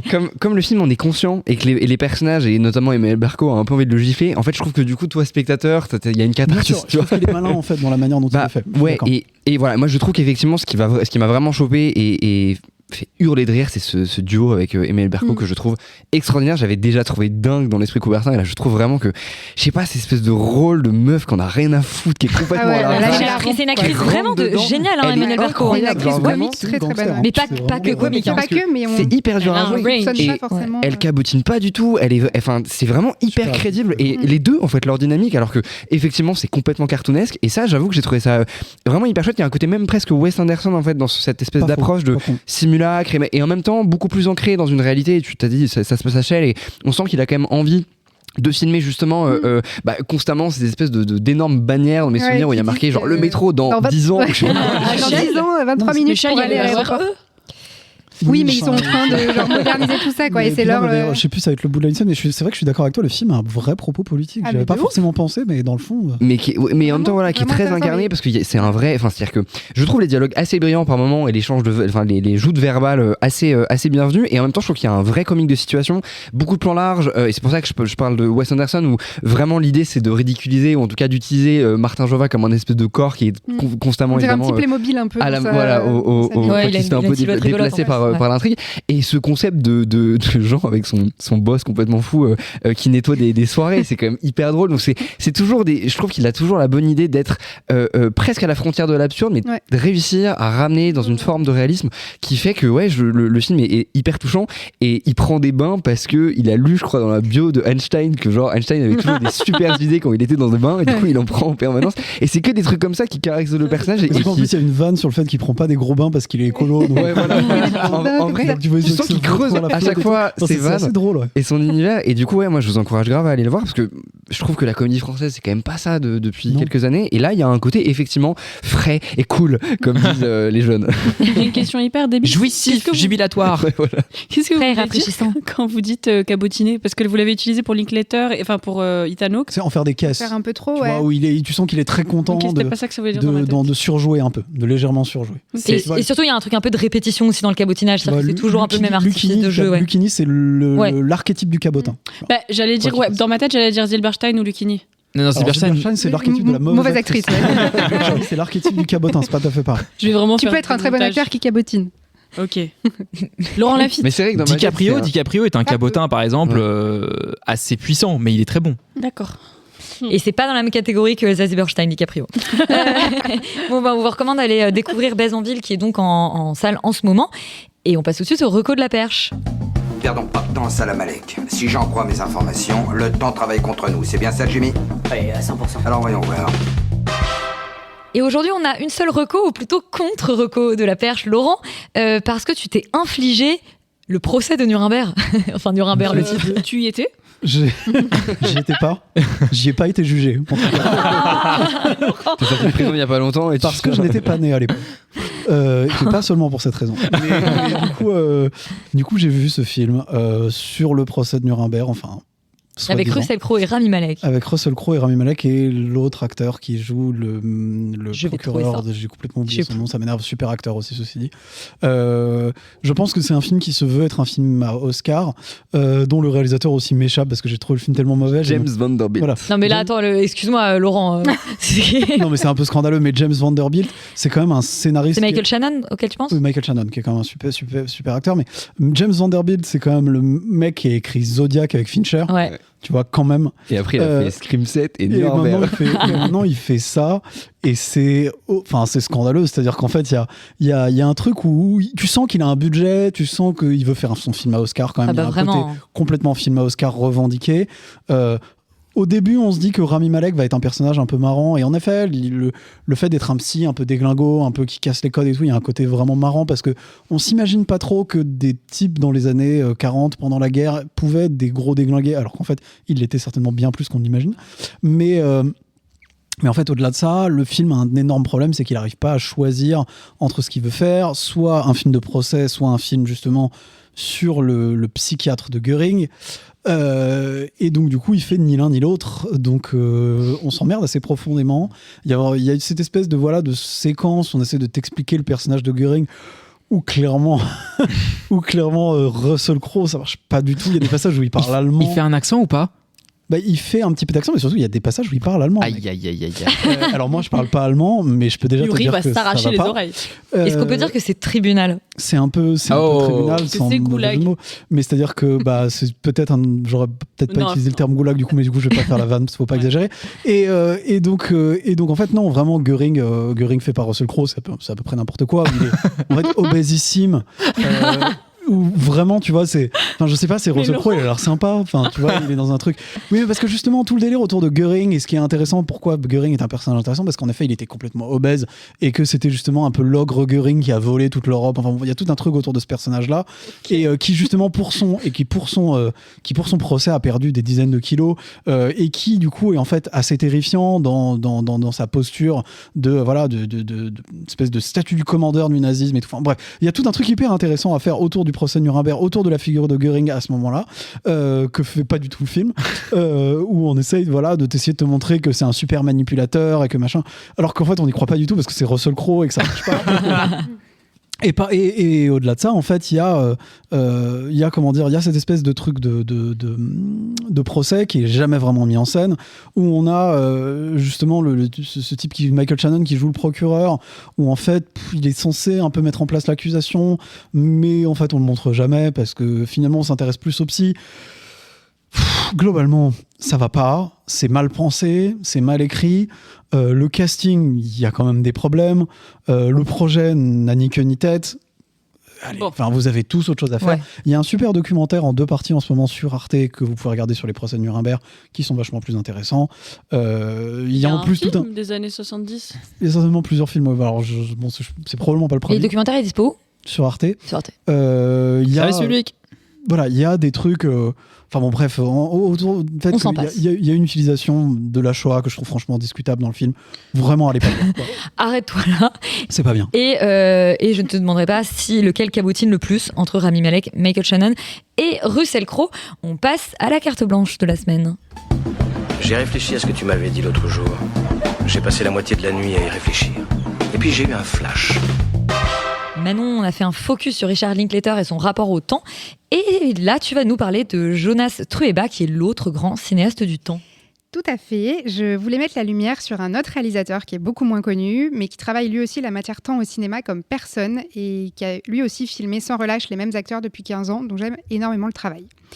Ce réalisateur, c'est Jonas Trueba. C'est un cinéaste espagnol qui est surtout connu pour Eva en août en France, mais dont l'œuvre gagne en popularité ici, puisqu'une rétrospective intégrale de sa filmographie, qui est intitulée Jonas Trueba, le goût du présent, débute aujourd'hui au Centre Pompidou, avant la sortie inédite en France de son film La Reconquista, qui était sorti en Espagne en 2016.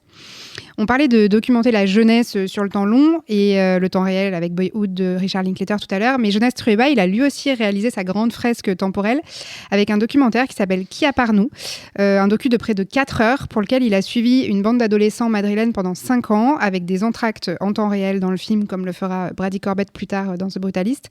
Et si on a aimé Adolescente de Sébastien Lifshitz, il faut prendre Qui à part nous comme son voisin espagnol plus chaotique mais aussi plus libre quelque part, qui fait converger les obsessions cinématographiques de Jonas Trueba, à savoir l'amour, la solitude et l'errance, à travers le Judas adolescent. Candela et Pablo, c'est les 2 adolescents au cœur du documentaire et c'était eux déjà qui, 5 ans plus tôt, incarnaient le couple adolescent dans La Reconquista, qui est le récit d'une nuit de retrouvailles entre 2 ex qui sont plutôt à la reconquête de leurs souvenirs amoureux que en fait la reconquête amoureuse elle-même, où le cinéaste madrilène commençait déjà à tordre la matière-temps pour les tirer et les puiser et faire durer à l'écran ce qu'habituellement on aurait plutôt tendance à couper. Dans Los Illusos, il filmait aussi des moments de vide qui sont ceux d'un réalisateur quand il ne tourne pas. Dans Eva en août, c'était un été qui semblait ne jamais vouloir s'arrêter. Et dans son dernier film, Septembre sans attendre, c'était une annonce de fête de divorce qu'il répétait à l'infini jusqu'à ce qu'elle soit comme vidée de sa substance. Jonas Trueba a signé 8 longs métrages en 16 ans, tous faits d'histoires croisées et d'acteurs que l'on retrouve, les mêmes depuis 15 ans donc, dont Itzatzo Arana, qui est une actrice espagnole incroyable je trouve, qui est devenue entre-temps sa femme. Et c'est un peu comme des sortes de petits easter egg version film d'auteur qu'il y a dans tous ces films, qui sont un peu comme des récompenses pour ceux qui ont la chance de connaître son travail. Moi, c'est un excellent attaché de presse, Pierre, pour ne pas le citer, qui, il y a quelques années, m'avait envoyé des liens de ses films qui n'étaient jamais sortis en France parce qu'il était persuadé que j'allais les aimer. aimé et je l'en remercie parce que c'est le cas. Des amis, des amours, de la musique, beaucoup comme fondation de ses films et les rues madrilènes dans lesquelles il ne cesse de déambuler et le couple qu'il s'obstine à disséquer à tous les âges en miroir du temps qui passe sur lui et sur ses acteurs. C'est ça le cinéma de Jonas Trueba. Et donc vous pouvez aller découvrir sa filmographie au Centre Pompidou si vous êtes parisien. Merci Manon, merci à tous de nous avoir écoutés jusqu'au bout et merci à vous d'avoir participé à l'émission. On se dit à la semaine prochaine.